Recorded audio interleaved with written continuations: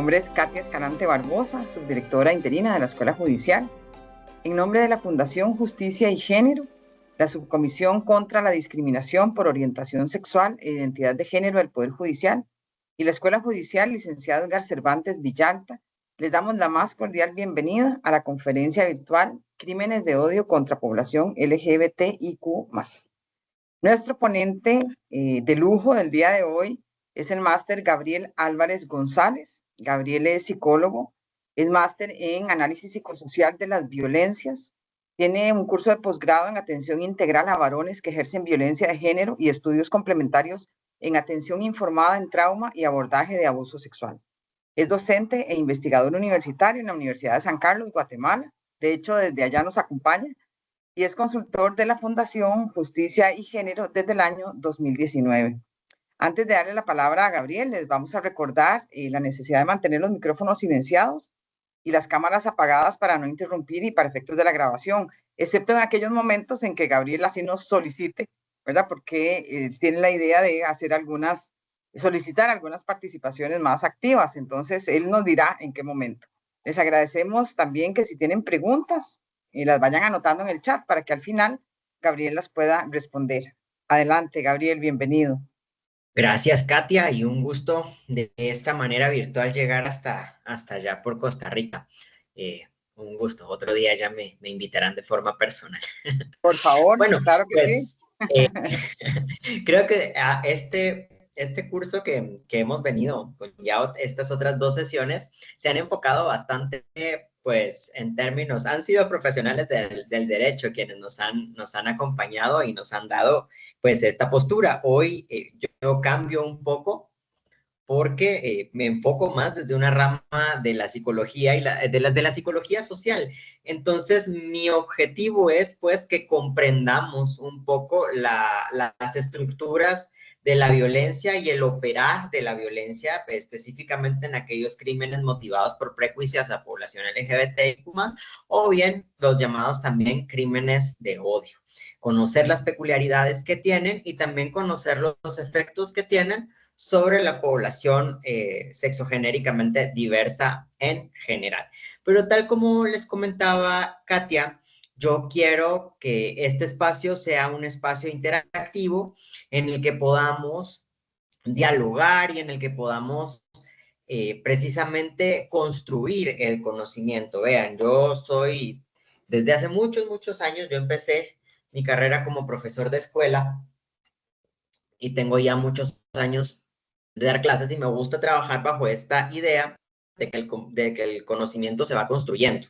Así que la idea es también aprovechar las experiencias que tienen cada uno de ustedes, pues para crear esto y poder comprender de una forma profunda el operar de la violencia hacia estas poblaciones diversas. Así que para arrancar, para ir empezando, para calentar motores, yo voy a colocarles un enlace. El enlace les va a llevar a un Mentimeter.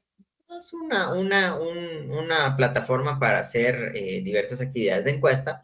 Y esta dice, en una palabra, ¿qué se dice de las personas LGBTIQ+ en Costa Rica? Y la idea, pues, es que ustedes van a tener 3 opciones de respuesta. Recordémonos que es en una palabra. ¿Cuáles son los calificativos que las personas utilizan o cuáles son aquellos adjetivos que las personas utilizan para referirse a la población LGBTIQ+ en su contexto? Entonces, yo voy a presentar para que vayamos llenando y yo voy a ir viendo y ustedes también van a ir viendo aquí cómo es que vamos construyendo ahí, se va a llenar una nube de palabras. Y ahora sí, yo quisiera que alguien abriera su micrófono y que por favor nos pudiera comentar que nos pudiera leer, que nos pudiera leer cuáles fueron los calificativos que nosotros colocamos. ¿Quién nos puede hacer ahí el favor de apoyarnos con la lectura de lo que hemos escrito? Yo te puedo ayudar, Gabriel, solo que me parece terrible, Claro. ¿verdad? Leer esos calificativos, pero igual yo por colaborarte lo voy a hacer. Gracias. Depravados, maricón, raras, ridículos, raros, diferentes, antinatural, pervertidas, enfermas, depravadas, pecadoras, excluidos, aprovechados, torcidos y payasos. Muchas gracias. Pues nos vamos haciendo una idea de que esto es lo que se dice, esto es lo que nosotros hemos escuchado, que así se refieren, que eso se dice, que así es como se nombra. Esa es la idea que hay respecto a nosotros, personas de la diversidad sexual, en el entorno como en su país. Déjenme contarles algo que justamente ayer estaba yo cayendo en cuenta en una entrevista que estaba yo haciendo. Me daba cuenta que, vean, este ejercicio yo lo coloco de cajón cada vez que empiezo a trabajar alguna clase que tiene que ver con este tema. Lo empecé a hacer allá por el año 2020, que empezábamos a utilizar estas herramientas como el Mentimeter, y vean que he trabajado ya con 56 grupos en estos ya 5 años, 56 grupos. Y le decía yo ayer justo a quien me entrevistaba que nunca de esos 56 grupos he encontrado calificativos positivos en alguna de estas nubes de palabras.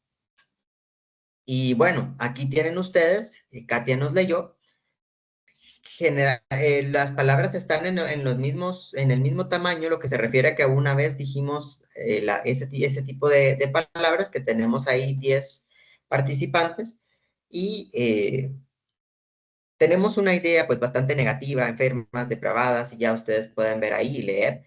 Eso es precisamente lo que nosotros escuchamos, eso es lo que se dice de nosotros si me dicen si es cierto, todos son negativos, correcto. Es esta la idea. ¿Qué implica? Quiero preguntarles, si esta pregunta sí la quiero lanzar, a ver quién me quiere colaborar respondiendo. ¿Qué implica que tengamos esta representación social o estas ideas sobre las personas de la diversidad sexual? Me pueden responder por el chat también si gustan. Yo aquí lo voy a colocar. Marco Vinicio, te escuchamos. Hola, muchas gracias. En este sentido, este tipo de palabras lo que fomenta y lo que se ve actualmente en la sociedad costarricense es discriminación, odio, represión, y una visión de que somos diferentes y que por lo tanto em, tenemos que ser excluidos, digamos, del entorno social, de los espacios públicos, de todos los ámbitos, inclusive el político, y muestra un botón, digamos, lo que el presidente para la marcha de este año decidió excluir a las personas menores de edad. Entonces nos hace ver como una población como perversa, como mala, digamos. Sí, correctamente. Y como bien a lo que tú estás diciendo, yo quiero traer el término aquí, muchas gracias Vinicio, de violencia cultural. En la primera clase ustedes estuvieron hablando sobre la violencia estructural. Galtung nos va a plantear un triángulo, donde hasta el arribita del triángulo, ya se los voy a mostrar en diapositiva, encontramos la violencia directa, aquella que es visible, y se sostiene bajo la violencia cultural y estructural. La violencia estructural, como toda aquella privación de derechos y que no permite el mismo nivel, la misma calidad de vida para las personas, porque coarta ciertos derechos humanos, algunos colectivos, y la violencia cultural, que es la que legitima aquellos otros tipos de violencia. Entonces, la violencia cultural, como todas aquellas ideas, representaciones de que está bien violentar a las personas o que no se les permita el ejercicio de pleno de los derechos a ciertos colectivos, porque tenemos toda esta idea de justificaciones de que son personas no deseables o porque es personas que están pervirtiendo a la sociedad. Lo puntual acá es que estas palabras que nosotros fuimos estructurando acá no son únicamente palabras aisladas, sino que se convierten en discursos. y hoy vamos a empezar la sesión. Ahora tengo una tocaya, Gabriela. Ahora te doy la palabra. Con el poder de los discursos. Te escuchamos, Gabriela. Ok, no, tener una concepción negativa de la población diversa sexualmente nos lleva a pensar en esos prejuicios, ¿verdad? En los estereotipos, en las actitudes discriminatorias hacia a personas con orientaciones sexuales, identidades o bien de expresión de género, con respecto a lo que pongo entre comillas, ¿verdad? Heteronormativa, ¿verdad? O sea, eso es como, esta visión lamentablemente tiene implicaciones negativas tanto individual en lo social, en lo institucional, en lo estructural, y, y vemos cómo atenta contra los principios de igualdad, de dignidad humana, de no discriminación, que han sido derechos pues internacionalmente conocidos y reconocidos, ¿verdad? Como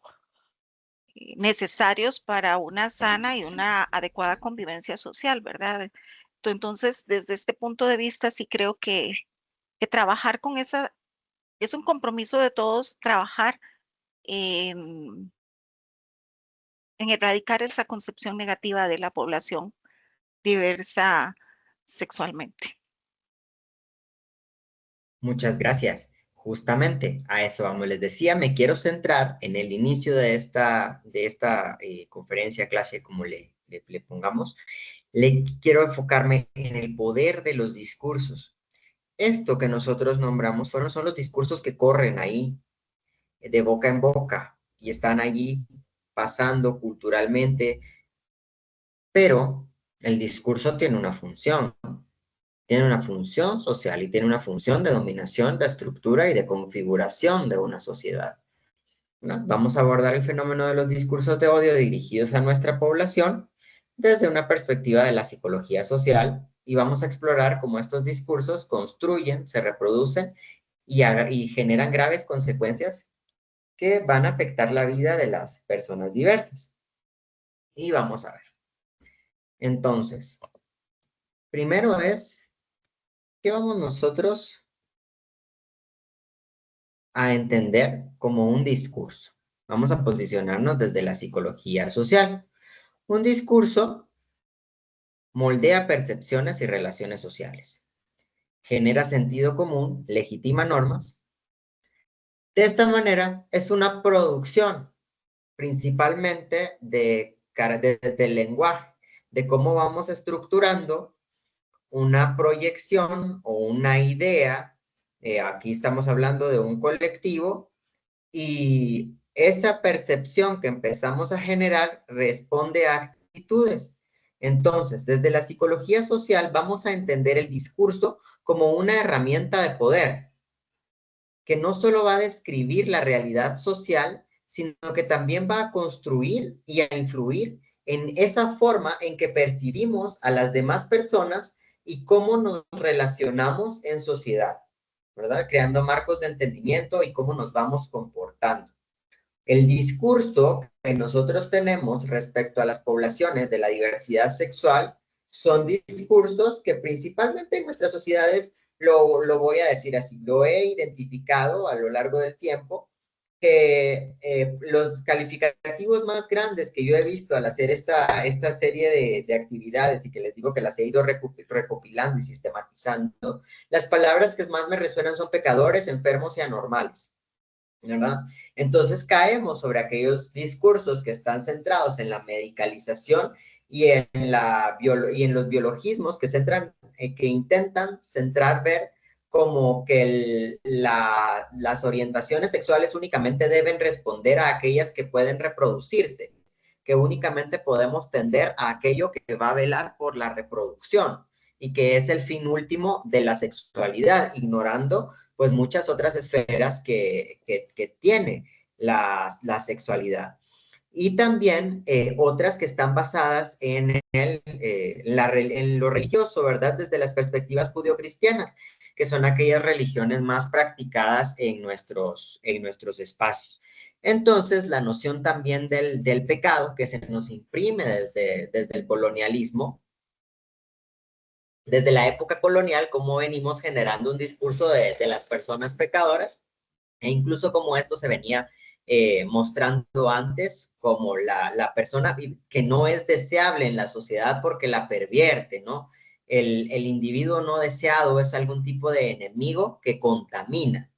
Y el entender o el discurso es hay que alejarse de esas personas o hay que eliminarlas, porque pareciera ser que las identidades de género, las orientaciones sexuales, lo que nos han dado a entender a través de los discursos es como que fuera algo que se pega. El gran discurso de con mis hijos no te metas, que generaron algunas organizaciones de movimientos antiderechos humanos, es precisamente pretender hacer ver como que si esto fuera una cuestión que pudiera ser impuesta, que pudiera desviar a las infancias o que de alguna manera, como nos decía el compañero con lo que ha sucedido con la posición sobre el desfile del orgullo, como esta es una cuestión que se pega, que puede ser contagioso. Entonces hay una idea por la noción de enfermedad también. Y hay una noción de que debemos, hay un debería implícito ahí de como norma social, deberían ser personas eliminadas. Y por eso es también que ha tenido una gran respuesta y un gran auge los modelos que han actuado a lo largo de la historia desde las denominados esfuerzos de conversión o terapias de conversión, ¿verdad? Que la idea ha sido pues regresar a estas personas a la heteronormatividad para que estas personas puedan ser curadas, ya sea desde lo religioso de estos malos espíritus o desde lo médico de estas enfermedades mentales. Pero como nosotros ya sabemos, desde el año 1990, un 17 de mayo, se saca la homosexualidad de la CIE, no me acuerdo qué número era, disculpen, en estos momentos se me perdió, pero de la Clasificación Internacional de Enfermedades en 1990, la homosexualidad deja de llamarse homosexualismo, como se denominaba, como un trastorno mental. Y después, desde el año 2018, las identidades trans salen de la CIE al llegar a la clasificación 11, la Clasificación Internacional de Enfermedades número 11, sale entonces la transexualidad o el transexualismo, como le llamaban, como también una enfermedad mental. Entonces han sido grandes esfuerzos, pero vean que sí, la noción de que hay alguien a quien eliminar ahí, la hemos tenido como ese discurso que transmitimos y que los discursos ustedes son poderosos. Generan estas polarizaciones y devienen en crear entornos sumamente violentos para diversos tipos de personas. Porque vean acá, el discurso dice aquí que contribuye a la formación del sentido común de una sociedad, legitimando ciertas normas sociales y marginalizando otras. Es a través de la repetición de ciertos mensajes que ideas complejas se vuelven aceptadas y a menudo incuestionables, ¿no? Yo creo que la noción acá que tenemos en nuestros países sobre diversidad sexual es que de eso no se hable, que de eso no se diga, que no se exponga, que se tenga lo más abajo posible, porque, repito, la función principal es que hay algo ahí, que hay alguien ahí a quien hay que eliminar y es a quien posee estas características. Y aquí la cuestión del odio también, cuando hablamos del tema de prejuicio, recuerdo que en la primera clase ustedes hablaban de la discriminación, del estigma, el prejuicio. Y bueno, ¿qué pasa con los discursos de odio? Los discursos de odio no van surgiendo de una manera espontánea, sino que esto se enseña y se reproduce. Yo justamente estaba hablando ayer que me preguntaban sobre cómo veía yo, qué influencias tenía la nueva administración del presidente de los Estados Unidos y sus políticas sobre poblaciones diversas de nuestros entornos. Y pues claro, yo les digo, es que hay un posicionamiento ahí muy fuerte y es un posicionamiento que envalentona estos posicionamientos políticos que han tenido una fuerte carga de atentar contra derechos humanos y el odio, ¿verdad? Los discursos de odio lo que tienen es que necesitan chispitas para encender grandes llamas. Entonces, son intencionados y de alguna manera generan en el desprecio, ¿no? La homofobia que manejamos en nuestros países genera el desprecio y necesitamos abruptamente empezar a señalar y a discutir sobre cómo estas prácticas y estas personas deberían de ser eliminadas.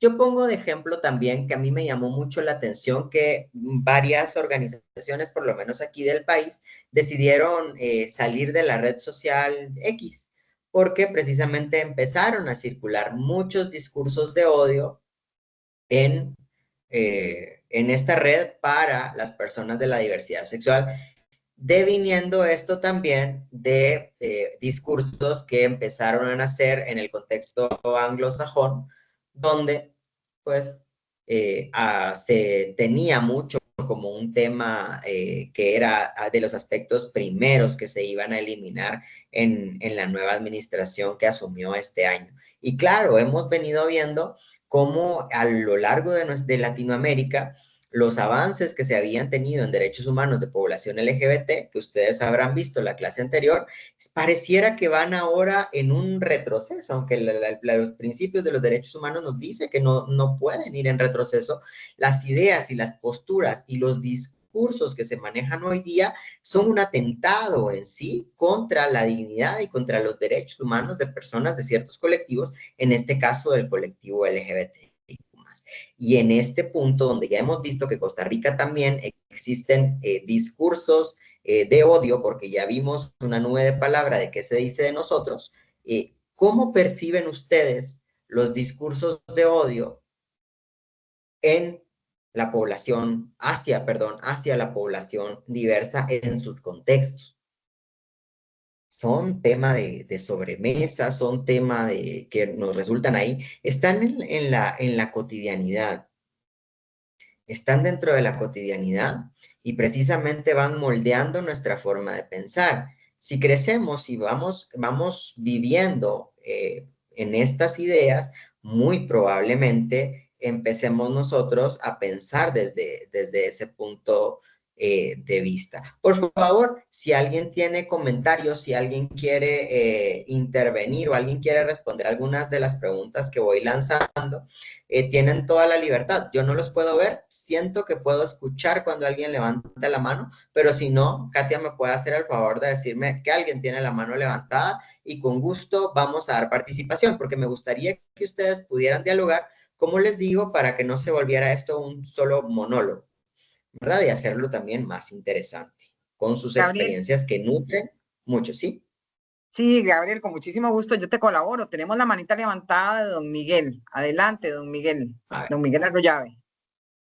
Buenos días, doña Katia, muchas gracias. Buenos días, don Gabriel, y gracias por estarnos acompañando y capacitando el día de hoy.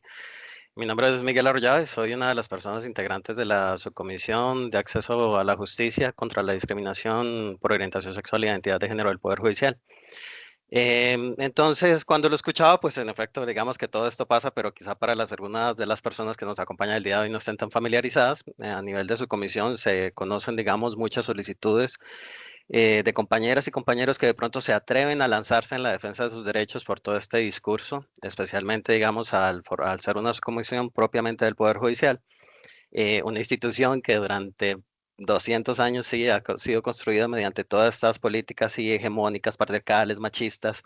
Entonces ha sido todo un proceso de construcción y que queda mucho trabajo por hacer. Y estos discursos de odio, que es naturalizar la violencia contra ciertas poblaciones vulnerables y que son percibidas como diferentes a lo que establecido socialmente como la normalidad, pues abre una puerta, un montón de puertas, digamos, a validar la violencia. Y entonces tenemos violencia estructural, violencia por prejuicio, discursos que están validados y aceptados y amparados. Por ejemplo, acá yo solamente por el rol que tengo a nivel de la institución, solamente me puedo referir a cosas personales. Recuerdo algunos casos, por ejemplo, hace algunos años que estaban en campaña política en el país y una de las personas promovía mucho este tema contra la población LGTBIQ+, y muchas compañeras y compañeros se ampararon en esto, precisamente para empezar a fomentar mucho discurso de odio. Yo fui una de las personas que escuché y trasladé la situación a una de las subdirectoras de gestión humana, y la subdirectora de gestión humana dice, no, mira, esa persona no es así, seguramente escuchaste mal. O sea, estamos tan naturalizadas y naturalizados que invalidamos incluso lo que otra persona escuchó y naturalizamos es que no, es que esa persona no lo quiso decir, pero ¿sabes lo que pasó? ¿Sabes? No, no estabas. Pero entonces este fenómeno en el cual se amparan la mayoría que van a compartir sistema de creencias, normas que consideran morales, valores, pues dejan a toda esta población fuera de esa protección. Aunque se ha hecho mucho en la institución, sin duda, el discurso de odio sigue siendo algo que predomina. Bueno, imagínate que para poder hacer cambios a nivel país se tuvo que elevar a la Corte Interamericana de Derechos Humanos para hacer cambios que las personas conocedoras de derecho a nivel nacional sabían que procedían. Pero bueno, esto es parte de ampararse en todo este discurso y esta normativa para decir, no, no soy yo quien discrimina. Sí, es otro ente. No, no soy yo quien discrimina, es el reglamento de vestimenta. Entonces, esto realmente es un fenómeno bien complejo, nos hace falta mucho camino por recorrer y en la institución yo creo que a pesar de que hemos hecho muchos cambios, nos falta bastante, por lo menos para las personas que abiertamente vivimos nuestras diferencias frente a la heteronormatividad. Gracias. Correcto, totalmente. Ahí vemos cómo va operando de alguna manera esta noción del discurso y cómo tiene mucho poder porque llega a ser precisamente lo que legitima ciertas acciones desde las instituciones y cómo entonces se convierte en violencia estructural también, lo que va de la mano de ser un discurso. Veamos acá, ¿qué sucede? Conceptos claves aquí sobre el estigma social que esta marca, ¿no?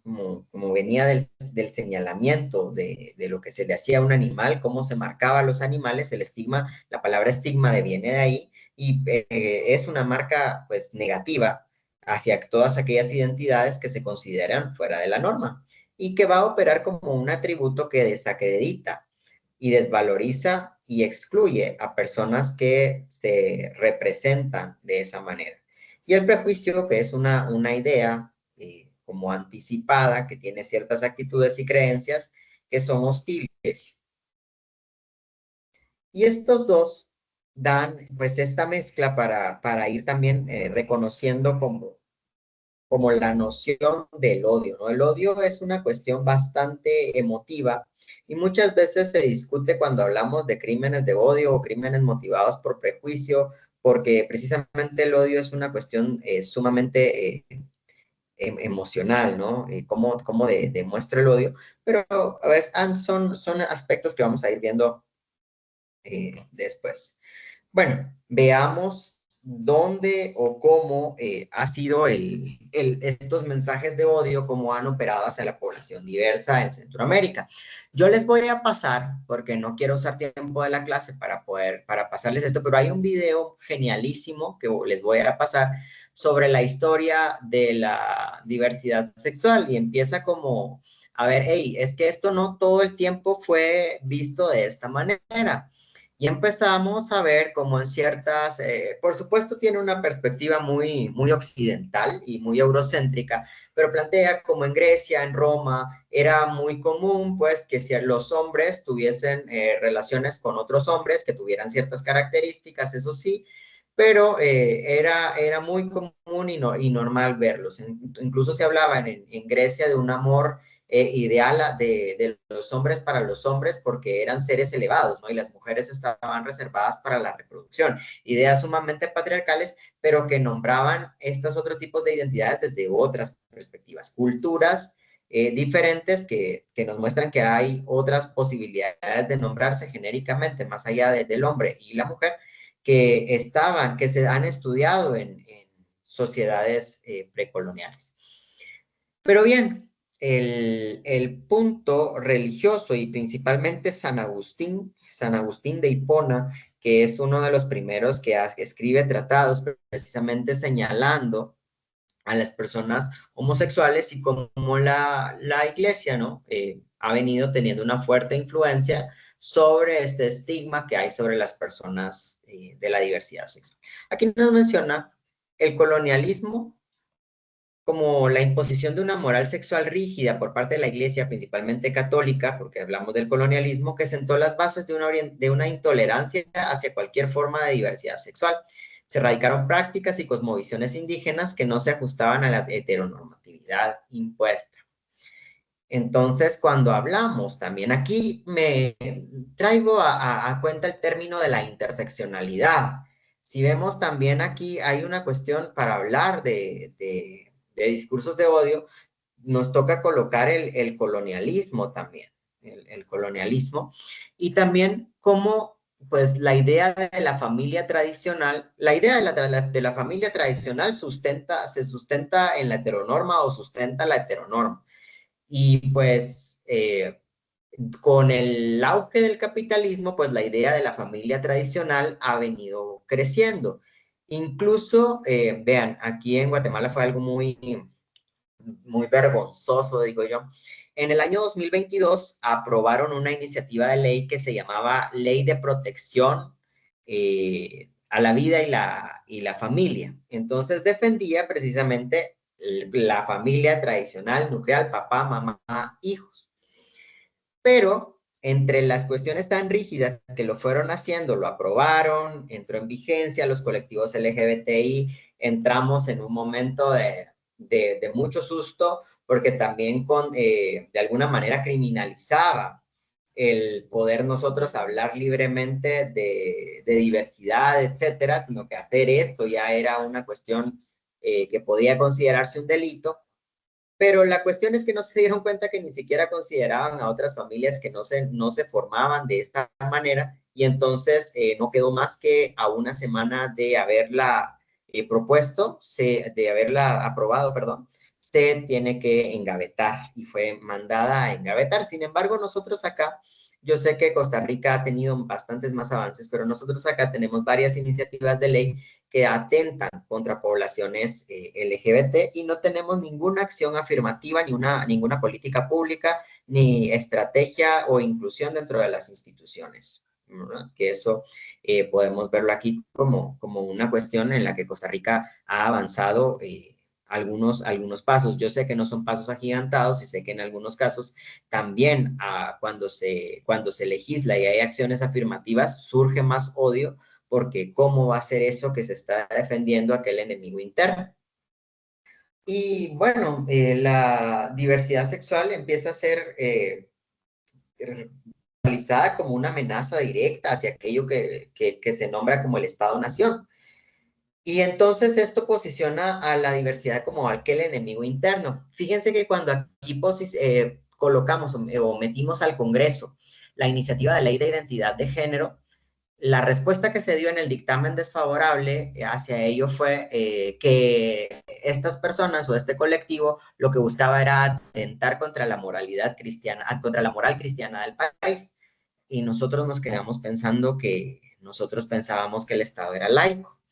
Pero vamos viendo ahí cómo hay esta noción y la construcción de los estados-nación que se favorecen o se nutren mucho también con las élites que nos gobiernan, están bastante centradas en esta idea de la extrema derecha, ¿verdad? Y ya sabemos todo lo que esto ha venido causando. Entonces vamos con una cuestión que deviene de la historia, desde el colonialismo, desde lo que ha impuesto la iglesia, de la funcionalidad que tiene la familia tradicional dentro de un sistema capitalista y las amenazas hacia aquel pacto del Estado-Nación, con la desintegración de esta llamada familia tradicional o la desvirtuación de la familia tradicional, que precisamente ya no favorece los intereses para crear esta cuestión y la noción de las clases sociales que está muy implicada de esta manera. Entonces nos damos cuenta que cuando hablamos del odio o de los prejuicios hacia la población LGBTIQ+, estamos hablando de una cuestión bastante compleja. No es simplemente como que el prejuicio nace o el prejuicio nace en la religión, porque también la religión es sumamente política, ¿no? La iglesia a lo largo de la historia ha estado ligada a los poderes del Estado también, y no ha dejado de ser así. Se ha sido también instrumentalizada como instrumento de guerra. Aquí en Guatemala se utilizó mucho el convertirte al protestantismo para que no te mataran durante el tiempo del conflicto armado interno, de la guerra aquí dentro. Entonces ha sido instrumentalizada también y ha pues transmitido cierta visión de mundo, y esa visión de mundo no incluye las diversidades y las sigue viendo como esta cuestión que amenaza todo proyecto. ¿Verdad? Y bueno, ¿qué formas ha tomado los discursos de odio actualmente? Ya hablamos de la defensa de la familia, ¿verdad? La defensa de la familia y todo aquello que atenta, cómo va a haber parejas del mismo sexo. Y bueno, el término ideología de género. Yo quisiera que alguien aquí sí me contara qué tanto hemos escuchado o dónde hemos escuchado el término ideología de género en su contexto. Yo quiero que me cuenten cómo han ido escuchando el término ideología de género desde sus contextos. Gabriel, acá te cuento que se escucha muchísimo este término en iglesias, en colegios de corte religioso extremo y en la política, definitivamente, porque nosotros tenemos una política en la que participan personas, ¿verdad?, de grupos religiosos ortodoxos, digamos, ya extremos, ¿verdad? Digamos que ortodoxos. Gracias, Katia. Y justamente se empezó a utilizar el término ideología de género para desvirtuar todo lo que nosotros hemos construido como cuerpo teórico y riguroso sobre los estudios de género. Gabriel, ustedes saben que ¿sí? Sí, perdón que interrumpa, es que están poniendo aquí en el chat que en la educación sexual a las personas menores de edad, en el sistema educativo, en redes sociales, en programas de educación, nos dice Gabriela que es un término polémico y politizado, y en el discurso popular. También nos dicen que en algunas resoluciones judiciales, híjole, eso nos ponen en el chat. Wow. Y perdón, incluso Sí, la o Real sea, Academia Española debate mucho y se ampara en la ideología de género, en no compartir en toda esta distorsión supuestamente ellas y ellos del español. uy, el colonialismo ahí.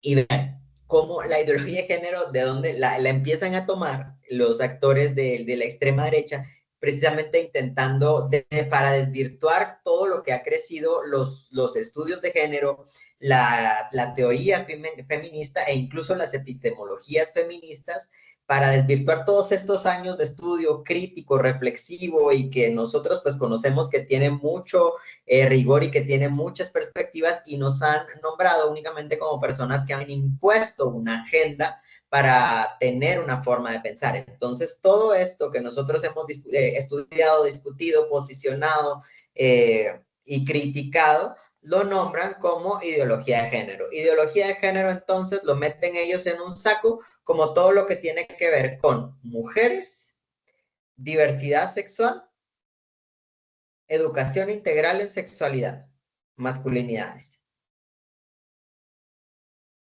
Todo lo que se aleja, digamos, del modelo tradicional, incluso de los sistemas patriarcales, todo eso, lo que critica también hacia el patriarcado es ideología de género.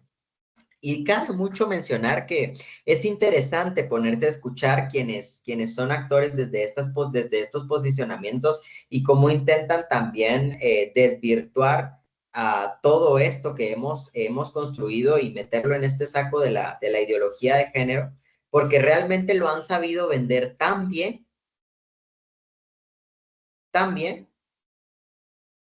que creo que ahí es donde nos deja que pensar también a nosotros cómo accionar para poner un alto precisamente a esto y hacer ver también todo lo que hemos pues estudiado y construido como cuerpos teóricos que sustentan las ciencias sociales para poder colocar aquí. Y bueno, además del discurso de la ideología de género, que también ahí se va amarrado del discurso de la defensa de la familia, ya hablábamos que se nos asocia a las personas diversas como peligrosas. Recuerdan en los años 80, con la cuestión del VIH, se señaló, pues, diversidad sexual, VIH. Entonces, la noción de enfermedad quedó también ahí muy impregnada. Y entonces les digo, ¿verdad? Como que hay una noción, una percepción que si ustedes ven, las personas se nombra diversa y la persona tiene una cuestión de retirada, y esa cuestión de retirada es aprendida, porque precisamente se los he venido diciendo a lo largo de que he venido hablando. Hay una noción de que hay algo de nosotros que se te va a pegar, no hay un mal que se te va a pegar, o si te acercas, se te va a pegar. Y lo que sí se puede pasar es que cuando las personas, digamos, heterosexuales cisgénero, se presentan como aliadas, lo que sí pasa es que corren peligro de ser señaladas. Entonces pareciera también que hay un reconocimiento de esa violencia que hay, y precisamente se alejan de nosotras. Bueno, las instituciones que reproducen los discursos de odio, nosotros ya hemos hablado aquí de las iglesias y todo el poder político que han tenido, los grupos conservadores en el legislativo, en los grupos conservadores, cómo se promueven narrativas discriminatorias, cómo impulsan políticas y legislaciones regresivas, difunden mensajes que perpetúan el estigma y van a obstaculizar cualquier avance en materia de derechos. Y por supuesto, hoy día las redes sociales son una forma de comunicar, y ahí están.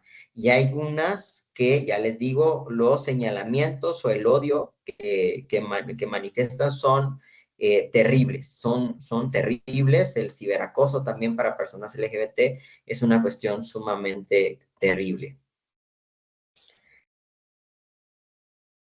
Y bueno, vamos a tener cuál impacto tienen los discursos de odio.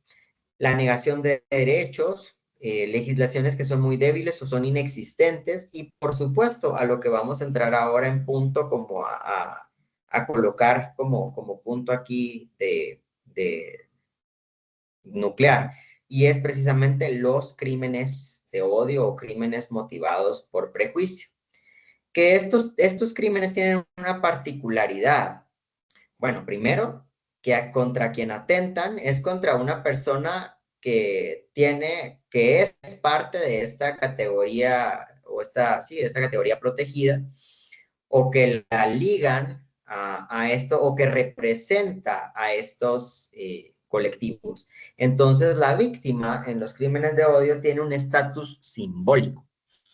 ¿Y cuál es la importancia del estatus simbólico? Porque el mensaje que un crimen de odio quiere transmitir es que precisamente estas personas no son bienvenidas, a estas personas no deben estar aquí, y estas personas merecen que les pasen cosas terribles. Y luego les pasan cosas terribles precisamente porque son diversas y no debieron haber sido así. O si lo eran así, no debieron haberse mostrado. Esto se esconde bajo el discurso tan claro de yo estoy bien mientras no se metan conmigo. Reflexiones de esta parte, antes de irme a otra. Miguel, tienes la mano levantada. Gracias, prometo que esta va a ser mi última participación. Es que es un tema que por me apasiona favor. mucho al vivirlo directamente, ¿listo? Entonces, ahorita, precisamente después de que sale todo el voto consultivo, nace, ¿sí? Y se empieza a activar lo que aquí se conoce como la abstención por conciencia, ¿sí? Para que personas que están en el área de la judicatura se puedan amparar en esto para no hacer su labor como personas juzgadoras, ¿sí? Entonces, y el argumento, y esto hay que analizarlo bien interesante, porque el argumento que se puede dar es que, bueno, como yo no comparto esto, pues para que la persona no vaya a estar sesgada, pero mira, es que a mí me contrataron como persona profesional de psicología en el Poder Judicial. Sí, yo no estoy aquí para traer mis creencias personales y decir que por eso no voy a darle una atención cálida y con todo el profesionalismo a otra. Entonces, esto, y que se tiene actualmente, y que tocó sacar un protocolo desde la subcomisión y todo el tema para ver cómo se iba a manejar esta situación, el tema de la abstención por conciencia, si miramos atrás de eso, hay un discurso que precisamente va con la ideología de género, ¿sí? Y es el discurso que estas personas se van a amparar por sus creencias, por todo lo demás, pero yo creo que hay que empezar a hilar un poco más profundo realmente para llegar a la raíz del problema y acabar con eso. Y es que en el momento que empezamos a formar parte del trabajo, hablando propiamente de lo que nos dedicamos en el Poder Judicial, habría que apartar y lograr darse cuenta que en el momento que firmamos un contrato, dejamos atrás ese yo personal y eso lo aplicaremos allá, pero no deberíamos ampararnos en ciertos focos legales para poder seguir fomentando al amparo, a luz de todo, este tema de discursos de odio. Con eso ya no vuelvo a participar. Gracias, Gabriel. No, por favor, todas las intervenciones nutren mucho, de verdad, porque esto requiere también un análisis crítico, porque yo insisto, desde nuestra perspectiva como aliadas, aliados, o como parte de la población, sí debe ser entender que los movimientos que están creando estos retrocesos sí se la están criticando y la están analizando muy bien, y por eso es importante que también desde nuestra parte empiece a haber ese ejercicio crítico para poder encontrar esos puntos donde podemos debatir y precisamente podemos hacer un acto demostrativo del porqué de la exigencia de los derechos humanos. Hoy día, donde yo escuché, no sé si ustedes escucharon alguna conferencia de Rita Laura Segato, donde precisamente ella desea no ser nombrada como humana. Y vean, esto no lo digo por una cuestión de que alguna locura de que ella quiera denominarse transespecie o algo así. No, únicamente ella dice, no quiero nombrarme humana, porque precisamente dice la decadencia, lo humano ya llegó, ya pasamos a la era de los post-derechos humanos, ¿verdad? Ya no existe, dice.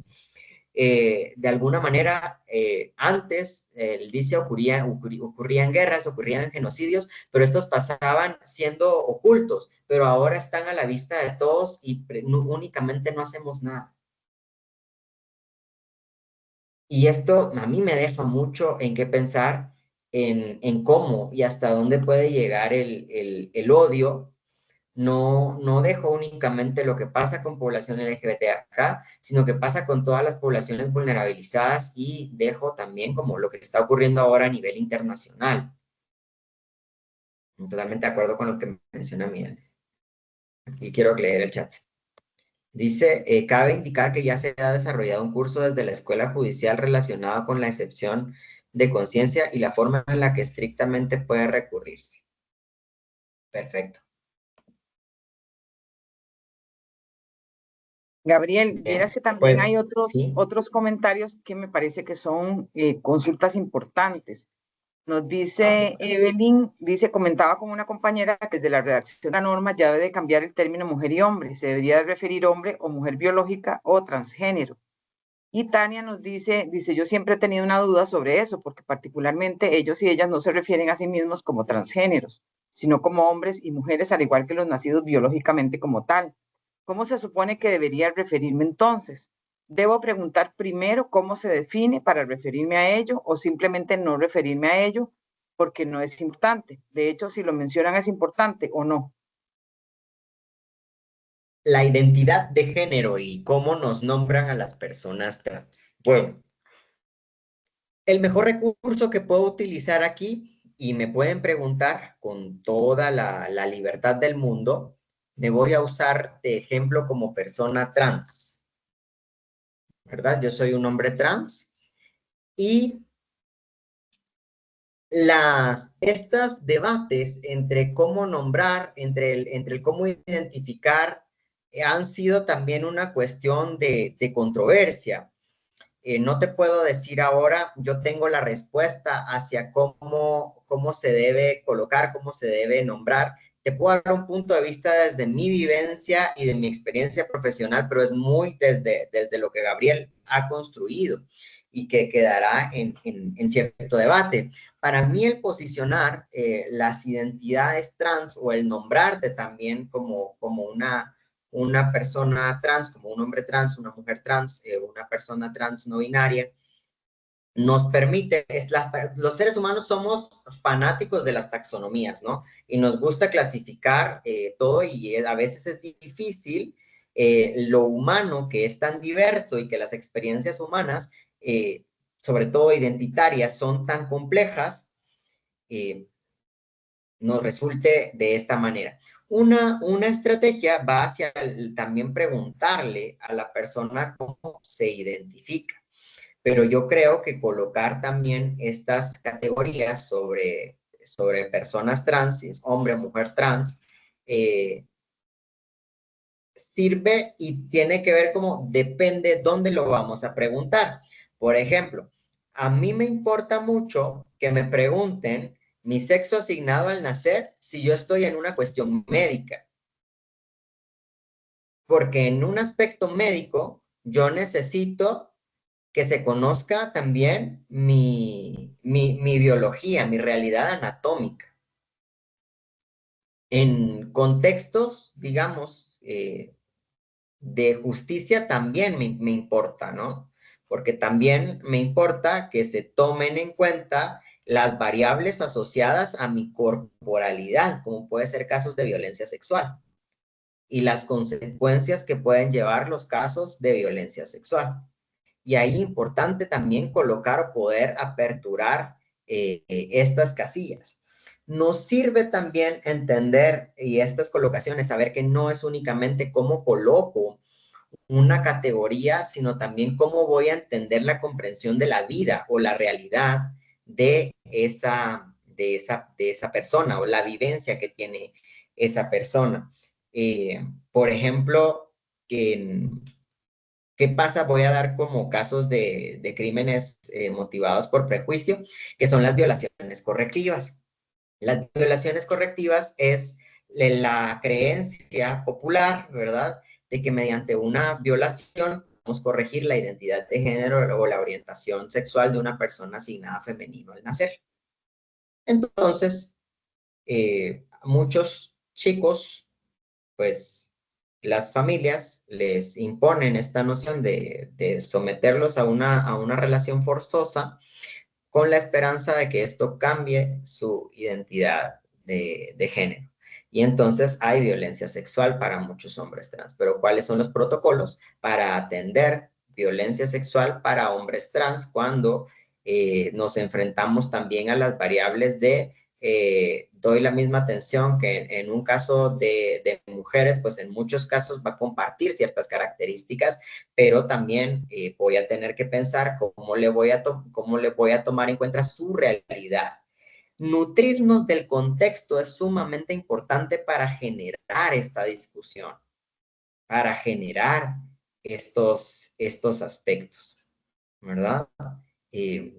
Pasa también con la noción de las personas privadas de libertad, a dónde precisamente con personas trans, y va ahí también a la noción de la vulnerabilidad que la persona trans pueda tener dentro de la vulnerabilidad que tienen las mujeres trans dentro de los espacios masculinos, donde sabemos que las dinámicas masculinas son totalmente violentas. Y pues también brutalmente violentas también, como hombres trans tampoco podríamos posicionarlos en un entorno sumamente masculino, ¿verdad? Entonces el debate es sumamente complejo, pero ¿a qué voy? Lo que quiero dejar es, lo importante es analizar el contexto o las vivencias que tiene esa persona. No sé si aclaré o confundí más, pero si confundí más, lo único que espero es poder traer a discusión que tenemos que dialogar más sobre estos aspectos. Para mí sí es importante que calificar o encontrar un calificativo hombre, mujer, cisgénero o transgénero, para mí es sumamente importante. ¿Por qué es importante nombrarme trans? Porque quiero que conozcan de dónde vengo, cuál es mi anatomía y cuáles son mis posibilidades, sobre todo en entornos de instituciones que así lo requieren. Importante que conozcan mi sexo al nacer, asignado al nacer, sí, importante. En términos de salud, sumamente importante. Donde tiene que haber aspectos donde está relacionada la violencia, súper importante, porque también tengo una corporalidad, ¿no? Que va a tener lo que Rita Segato nombra como los cuerpos feminizados. ¿Me puedes decir si llegué al punto o me fui por otro lado? No sé, sería más bien preguntarle a las personas que hicieron la consulta. A mí me queda claro, pero no sé si las personas quisieran, que eso fue lo que entendí, digamos como algo más específico. Pero tendría que ser, no sé si Tania, ¿Se siente satisfecha con la respuesta?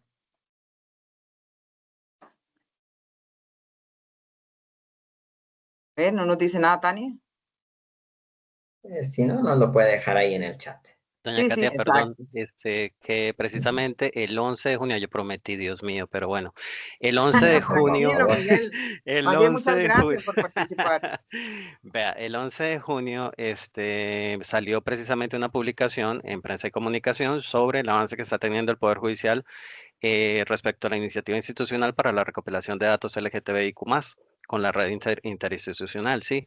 Entonces, actualmente en algunos despachos se está trabajando y bueno, ya se tienen las variables establecidas para algunos despachos pilotos, digamos, porque esto ha llevado un montón de años llegar hasta este punto, para poder incorporar esto precisamente a la hora de tomar una denuncia.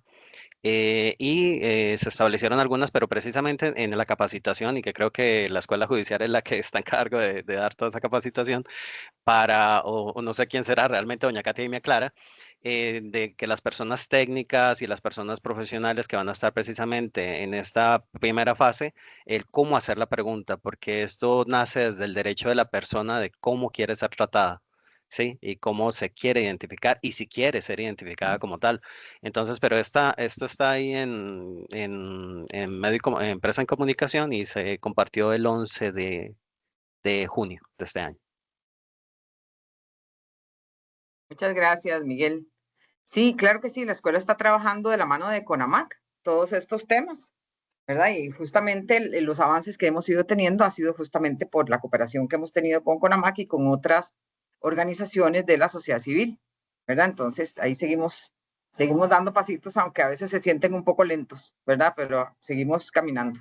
Gracias, Gabriel. Gracias. Aquí Leo más dice, creo que el uso inadecuado de la excepción de conciencia para encubrir prejuicios y estigmas es algo que pasa en todas las instituciones públicas en realidad.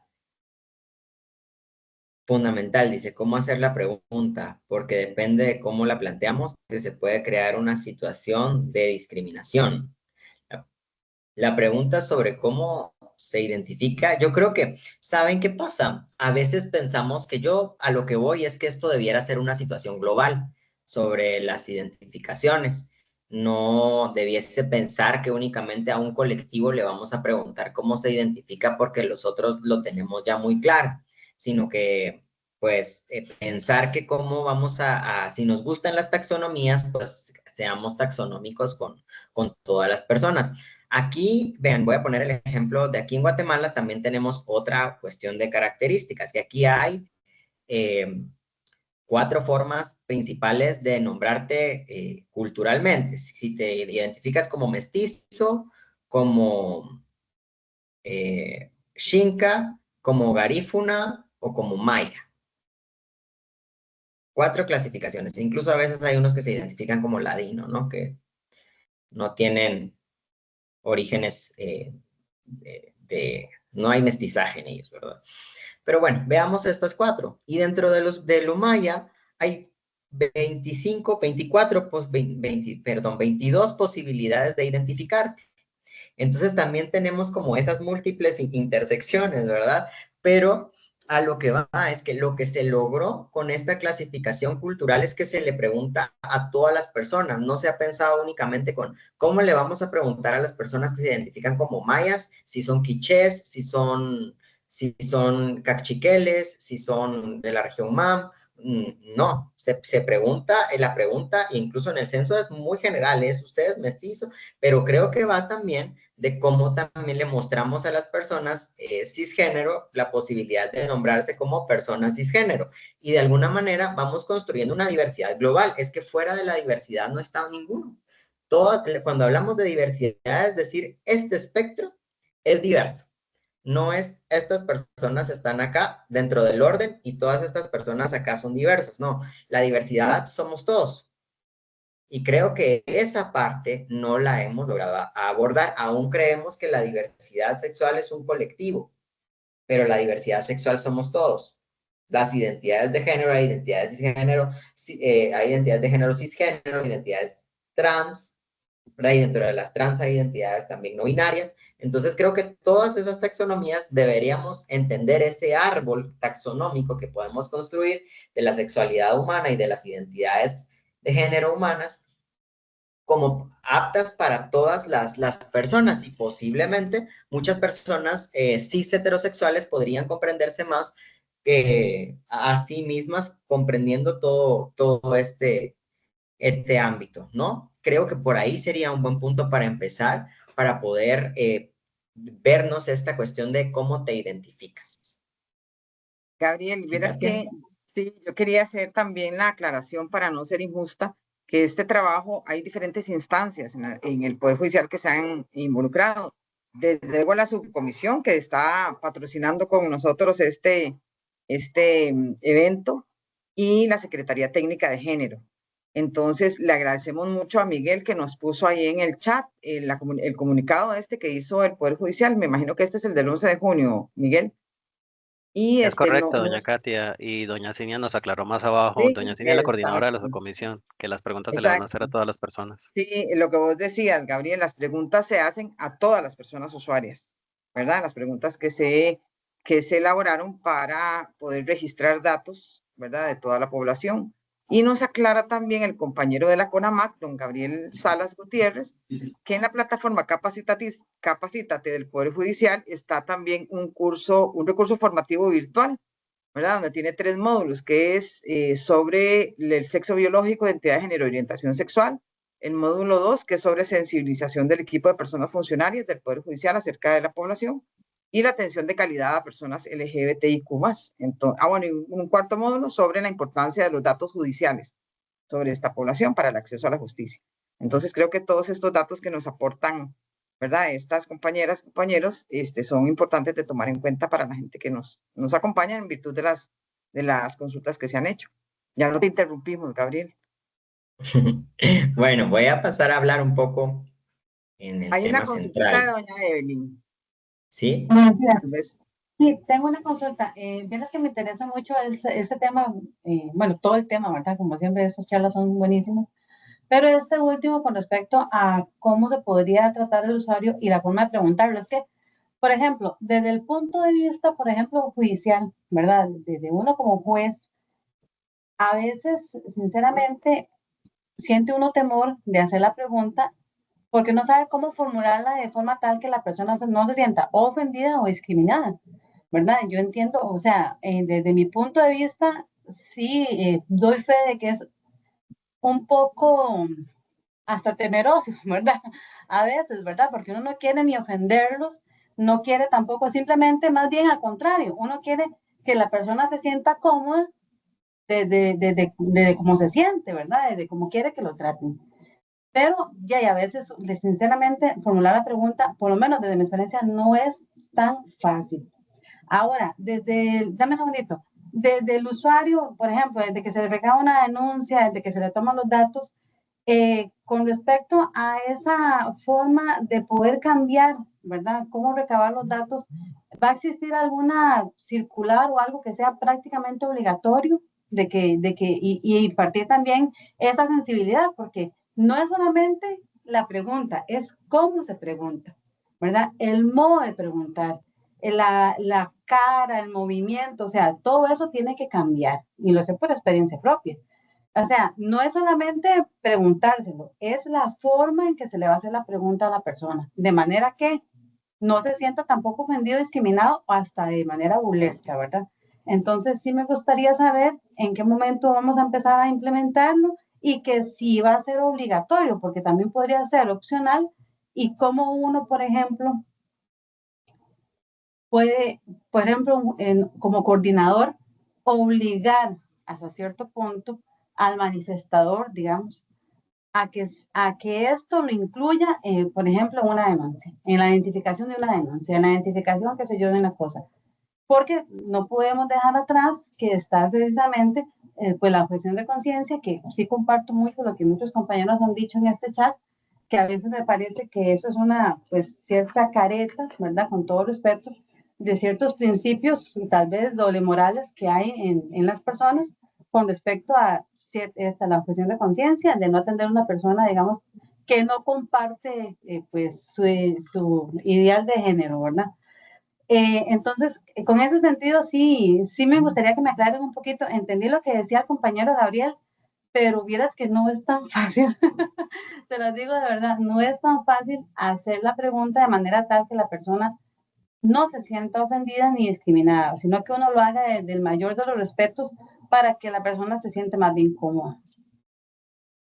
Doña Evelyn, muchas de esas preguntas que usted hace justamente se resuelven con todas estas iniciativas, ¿verdad?, que el Poder Judicial está teniendo al respecto. El curso que nos mencionaba hace un ratito el compañero de CONAMAC, Gabriel Salas, el curso que está en la plataforma Capacítate está muy orientado justamente a aclarar todos estos conceptos, porque vamos a ver, independientemente de las creencias, ¿verdad?, o los prejuicios de las personas, somos una institución pública y estamos obligadas y obligados como personas a atender, siempre teniendo como eje la calidad, ¿verdad?, en el servicio y cero discriminación. Entonces, en ese sentido, muchos de los procesos formativos efectivamente van a llegar a formar parte de esa capacitación obligatoria, ¿verdad?, a la que nos debemos de someter las personas que hemos decidido servir en la función pública, porque eso es un tema interesante, ¿verdad?, que estamos en la función pública porque hemos tomado la decisión de servir acá. Entonces tenemos que ajustarnos, ¿verdad?, a los lineamientos que garantizan el acceso a la justicia y un servicio de calidad. Yo quisiera tener la manita levantada del compañero Gabriel Salas. Adelante, Gabriel. Hola, muchas gracias. Sí, lo que quisiera es abonar un poco a la consulta de Evelyn respecto al cómo preguntar lo que hemos escuchado en espacios de trabajo que hemos tenido colaborativamente con sociedad civil y representación de colectivos LGBTIQ+, es la importancia de hacer las preguntas con mucha naturalidad, porque en el momento que empezamos a preguntar con cierta duda o temor, ya estamos generando discriminación. Entonces, estos pequeños tips o formas, ¿verdad?, de cómo lo vamos a aplicar en la práctica, va a estar incluido en este curso que les compartí en el chat. Este curso va a tener dos módulos, uno más sensibilizatorio y otro que va a estar dirigido al personal que va a aplicar las preguntas, porque el año pasado tuvimos un ejercicio de plan piloto que aplicamos en 4 oficinas judiciales de preguntar las variables. Y esto incluyó un espacio de formación presencial donde pudimos hacer roleplays y dinámicas interactivas, pero es algo que no vamos a poder hacer con todo el personal judicial. Entonces, sí, para eso se diseñaron estos espacios de formación virtual que va a incluir videos de cómo se pregunta, la importancia de, bueno, si tengo dudas puedo preguntar de cómo la persona quiere ser llamada y demás, pero no quería dejar pasar el espacio para hablar de esto. O sea, hay un instructivo de cómo se aplican las preguntas, de la importancia de hacer el consentimiento informado. La aplicación de la pregunta sí va a ser obligatoria. Sin embargo, la respuesta que da la persona usuaria es a voluntad, ¿verdad? No es algo que se pueda exigir, pero sí se cuenta con todo eso y podemos enviar después, si no, la información. No quería desviar más el tema, pero quería aprovechar para el espacio para comentar estas cosas. Muchas gracias. Perfecto, muchísimas gracias, Gabriel. Y ahora sí podemos continuar. Gabriel, adelante. Vean, y estos dos temas creo que dialogando los vamos comprendiendo mejor, porque son respuestas que no las tenemos como de la mano o única en específico, sino que sí hay que hacer un ejercicio crítico. No es sencillo, yo lo sé, no es sencillo, pero yo agradezco de verdad que estemos haciendo estas iniciativas para poder ir trabajando esta temática. Bueno, hablemos un poco ya de la temática de los crímenes motivados por odio. Les decía yo que la característica es que la víctima tiene un estatus simbólico, representa en este caso a la comunidad LGBTIQ, y que lo que busca es dejar evidencia de la violencia que se vive. Vean acá algunas cifras que voy a traer de algunos países de Centroamérica. Y creo aquí veamos el subregistro, porque no todos los crímenes motivados por prejuicios se registran, pero podemos hablar en un panorama de Guatemala, Honduras y El Salvador. En 2019, 67 asesinatos reportados, 565 asesinatos en Honduras desde el 2004, con 47 solo en el 2024, y 7 muertes en Nicaragua por odio en el 2024, y que fue casi el doble que en el 2023.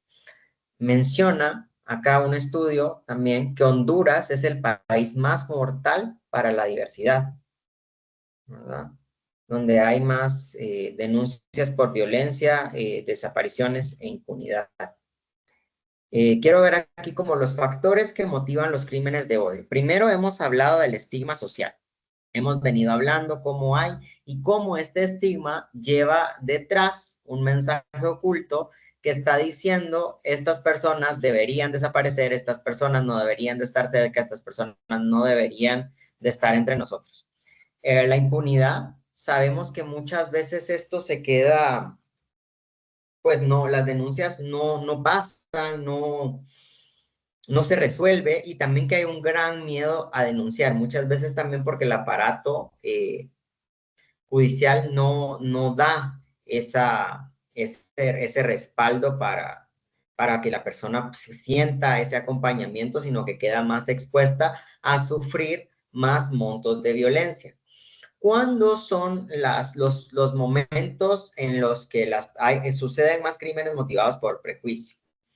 Ahora, en junio, a raíz de los desfiles, marchas del orgullo, el 28, este sábado, algunas se celebraron el sábado pasado, unas vienen este sábado, vienen cargadas de una serie o una ola de atentados contra las personas, contra personas que están asociadas y contra los espacios que habitan estas personas. Así también en otras fechas conmemorativas tiende a ocurrir en mayor parte los crímenes motivados por odio y prejuicio. Destacar que no se ataca únicamente a la persona como símbolo per se, sino que se puede atacar a las personas aliadas y también a las propiedades de las personas que se identifican con estas características.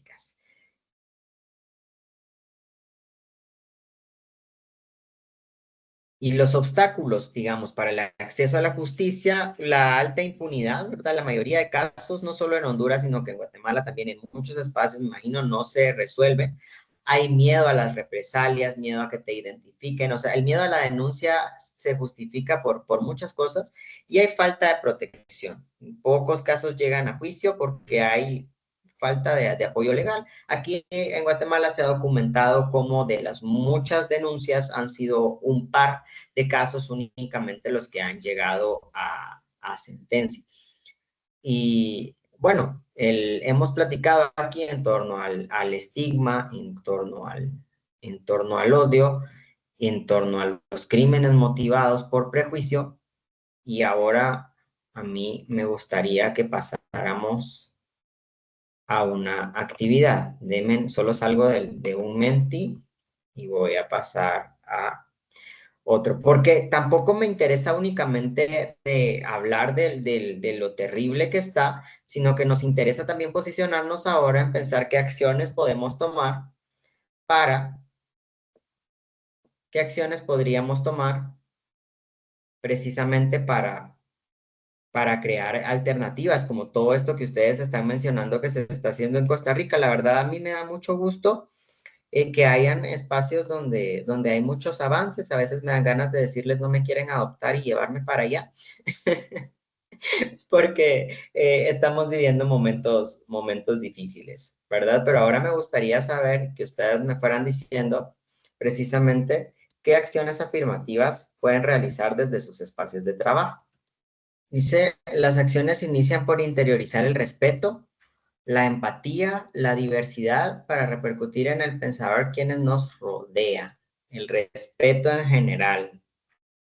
No hacer comentarios de ninguna especie para normalizar esa práctica. Evitar chistes o videos de contenido violento hacia las personas. Muy bien. Uso del lenguaje inclusivo, respeto y capacitaciones internas sobre el tema. Revisar propios prejuicios, todas las personas los tenemos. Sesiones de capacitación, actividades de conmemoración de fechas relevantes, enlaces de coordinación con organizaciones. Respetar desde casa, con mis hijos, el comprender la diversidad en nuestro propio círculo. Con nuestras acciones, respetar a todas las personas. Ser más empáticos y tener más respeto hacia todos y todas. Acciones formativas de sensibilización, nombrar la violencia cuando la veamos, el silencio perpetúa la discriminación. Totalmente.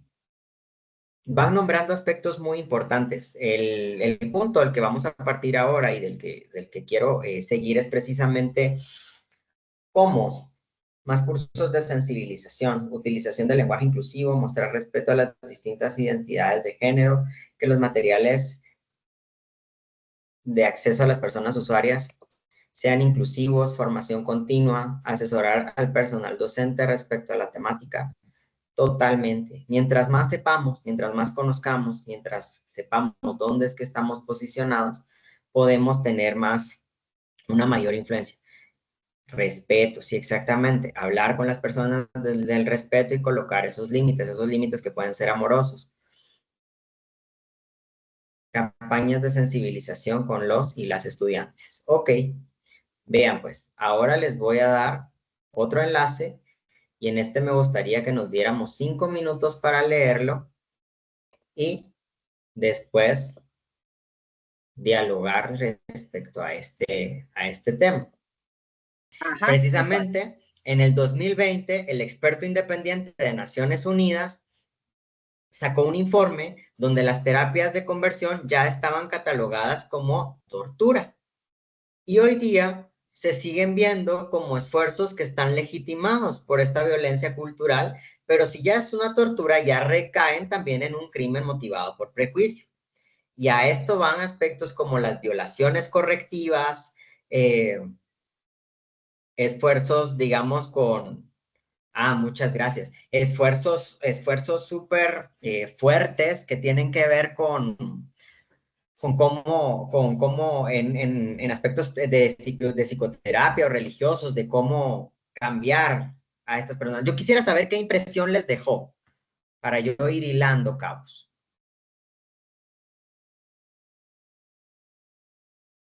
¿Qué impresión les dejó el tema de las terapias de conversión? ¿Habían oído hablar de ellas?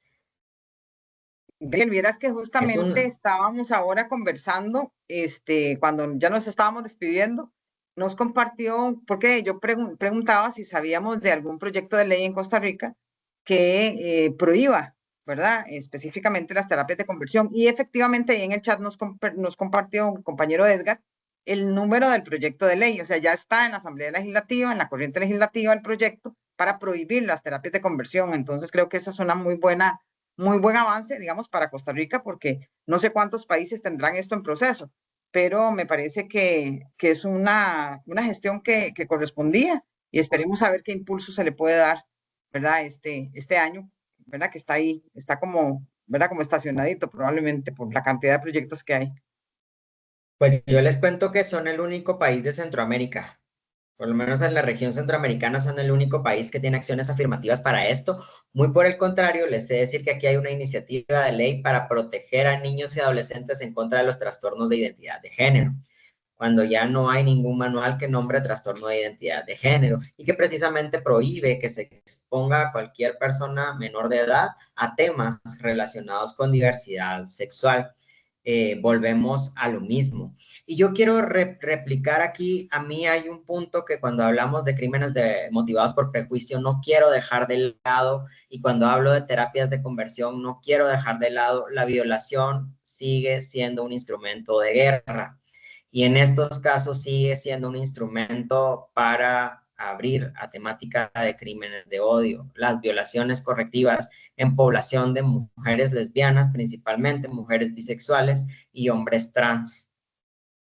Son sumamente frecuentes cuando se ha estudiado que las familias al informar la persona, pues que es un chico gay o una mujer trans, generalmente las sacan de la casa. Y la expectativa de vida de las mujeres trans, por lo menos en el cono, en la parte norte de Centroamérica, Guatemala, Honduras y El Salvador, pues, ¿qué les digo? Son 34 años contra los 72 años que dice es el doble. Y bueno, el contrario es que a las mujeres lesbianas, bisexuales u hombres trans, lo que se hace precisamente es retraerlos a la casa y colocarles una pareja que precisamente, y eso como una práctica cultural aceptada. El sacar a las niñas de sus hogares las expone también al ejercicio del trabajo sexual y a todas las violencias que se viven dentro del ejercicio del trabajo sexual. Y a los chicos, pues ya, a todas estas vivencias de maternidades forzadas, embarazos forzados, llamémosle, y violaciones correctivas. La violencia sexual se ha tipificado que está presente en los crímenes motivados por odio, porque se busca hacerle entender que su identidad de género o su orientación sexual son algo que debe ser castigado. Entonces, no olvidemos, en conclusión acá, los discursos de odio envalentonan la posibilidad de que haya más crímenes motivados por odio o prejuicio, y estos se caracterizan porque la víctima tiene un estatus simbólico y porque intentan mandar un mensaje a toda la población. Y es que estas personas no son bienvenidas, o a estas personas le van a suceder estas situaciones terribles si salen a la luz. Esto se legitima en un sistema de creencias que cree que eliminarnos es la forma de sostener esa familia y esa moral del país. Quiero saber si a alguien le queda una duda con esta conclusión, o si podemos, para no robarme el tiempo, si podemos estar ahí, o si tienen algún comentario, es bienvenido. Perdón, don Gabriel, es que antes de que usted se conectara, yo les había compartido una experiencia precisamente de cuando yo tenía 21 años y llegué a Costa Rica. Yo soy colombiano, y que precisamente en una de las iglesias cristianas más grandes de aquí, como yo me percibía persona enferma, ¿sí? Entonces buscaba curas y ya había agotado todo lo viable a nivel que para un adolescente joven de 21 años. Incluso la opción del suicidio, que lo intenté 3 veces antes de los 16 años, y está en el libro Neurosexualidad, igual que el artículo. Las personas que vivimos esto usualmente pasamos nuestras experiencias a un libro, y pues bueno, ahí yo comparto todas esas historias también. Y precisamente les contaba a ellos que la decisión o la cura o la opción de la terapia convertida del pastor y la pastora que dirigen esta iglesia enorme, me dicen: mira, casate, tenés su esposa, hijos y te curas. Y las muchas veces que pasé por múltiples iglesias sometiéndome al exorcismo del espíritu de homosexualidad. Igual, actualmente sigo escuchando, 22 años después, 25 años después casi, a personas usuarias que vienen aquí y me comentan las experiencias que tienen en sus familias, ¿verdad? Usualmente va por la línea más de tradiciones religiosas que son un poco rígidas, sí, muy, muy, muy tradicionales. El colegio, y también les compartí a las compañeras y compañeros que el Colegio de Profesionales en Psicología de Costa Rica, sí, en el 2022 se mencionó prohibiendo, digamos, este tipo de terapias o propuestas desde el área de psicología, y también les invitaba a las compañeras y compañeros a invitar a quienes estén haciendo esto y denunciar a esa persona profesional. Entonces esa fue la parte que de pronto, como usted no estaba, que hay tanto silencio. Muchas gracias. No, yo les agradezco y me disculpo por esa sacada de línea, pero espero en el tiempo que estuve con ustedes poder compartir un poco de las experiencias y de lo que hemos ido construyendo, y sobre todo, pues, ver que las palabras no son simples palabras que se van por ahí, sino que constituyen redes de discurso muy fuertes que atraviesan las instituciones, y que eso crea una violencia estructural terrible, directa también, y cultural. Muchas gracias, muchas gracias. Sí, ahí estamos, ya saben, aquí cuentan conmigo. Cualquier duda o pregunta pueden ahí pedirle a Katia que me mande la pregunta, y yo con gusto se los voy a responder si no da tiempo en este espacio. Claro, claro que sí, Gabriel. Y vos sabés que hace un ratito dijiste que si nosotros te adoptamos, te venís para acá, pues las puertas están abiertas. Así es que, Gracias. bueno, y ahora que tenemos ¿verdad? El contacto, vamos a seguir molestando porque la gente está muy contenta, ¿verdad? Con el espacio de sensibilización y de formación que tuvimos con vos hoy. Y probablemente tengamos ¿verdad? Interés de molestarte más adelante para alguna otra acción, de repente con un poquito más de tiempo, ¿verdad? Para que tengamos, ¿verdad? Más procesos de intercambio y de análisis, ¿verdad? Entonces, agradecerte muchísimo, Gabriel, ¿verdad? Por esta colaboración que nos diste desde la Fundación Justicia y Género. Y no sé si hay alguna persona que tenga alguna consulta, porque son como comentarios, ¿verdad? Lamentablemente nos estaban comentando que hay un montón de mociones en contra del proyecto, más de 200 dicen mociones en contra del proyecto de previsión, ¿verdad? De las terapias de conversión. Pero bueno, vamos a ver de qué manera desde el Poder Judicial, desde el Colegio de Profesionales en Psicología, ¿verdad? Podemos hacer alguna gestión para apoyar este proceso.